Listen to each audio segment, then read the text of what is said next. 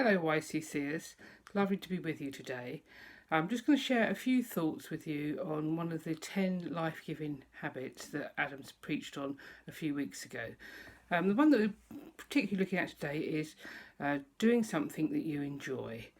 I think really this also is going to be reflecting some of the things that David said in church on Sunday this week. And whilst we're reaching out to community, it's really, really important to look after ourselves. So doing something you enjoy is also really, really important. To start with, I think that you really need to think about what is it that I enjoy. I think in these very difficult times when we've been forced into some circumstances that we could not have foreseen, trying to remember that we did things that we enjoy or can still do things that we enjoy is very important. For me, for our family, me and Mary particularly, we both like sewing. So we've done quite a lot of small projects during the lockdown time. We're both very fortunate enough to have a sewing machine each so that we can actually share the space together, so that stimulates lots of conversations and do little projects along the way. One of the things that she's been doing is making the face masks, which has been quite a simple little project for her, but also that she's been selling them, which has been really, really good for her mental health, but also for her bank balance. She enjoys reading books very much, so she's been able to put the money towards buying books. And if you're really interested in buying any of the masks that she's making, she's open for orders, so please message me or her, and I'm sure she'll fulfil your order. I know that several members of the church are already wearing masks that Mary has made. A couple of other things that you could do that you could enjoy. Mary and I also do quite a lot of music together, and I think it's really important that we can be disciplined about doing something we enjoy. It's something that is going to be different for different people. It's been lovely to follow a few people on Facebook from the church doing various different things. So, for example, the Chilvers have been really good about sharing their walks and what they get up to. This is not a competition. This is not about, oh, they're doing lots of lovely things and I can't do it or won't do it or haven't got the facilities to do it. That really doesn't matter. It's about what they do and they're sharing their pleasure with you. So if you've got a habit or a hobby, do it. Have a go. Put some time aside. Really think about what it is that you want to do and be disciplined about spending some time taking your mind off of current circumstances. A few years ago, our family were going through some quite difficult times, and I, at the time, belonged to a society of recorder players. So once a month, I would go over to play with probably 40 or 50 different people, just playing recorders.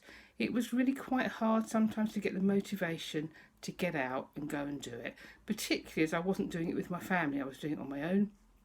But once I'd got there, engaged with other people that are like-minded, we could do some sharing together, we'd look at different instruments, we'd look at different styles and techniques, and we would learn something, and then we would play.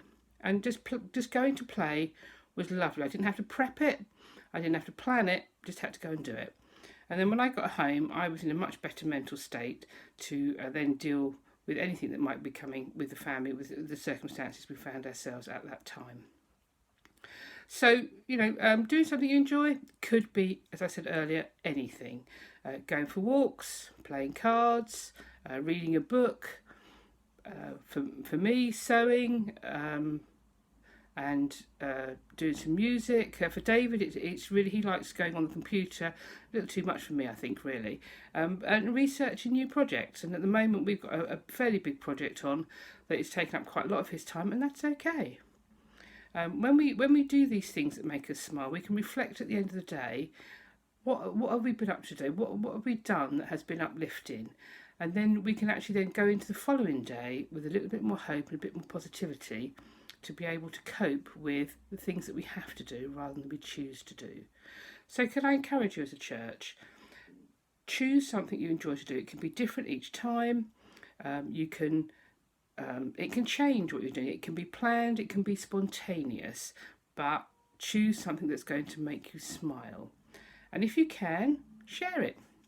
The quilts that I've made over a period of time, because I've very fortunately got 2 grandchildren at the minute, I've shared the photographs with other people because it's given me pleasure to do it, and it's given me pleasure to share it with other people as well.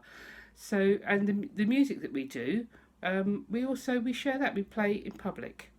I know in the coffee shop, sort of every year around Christmas time, we've been playing Christmas carols. And again, whilst it can be quite a stressful thing to get it together, to actually go and do it and enjoy that time together and to play those carols and be appreciated is really uplifting.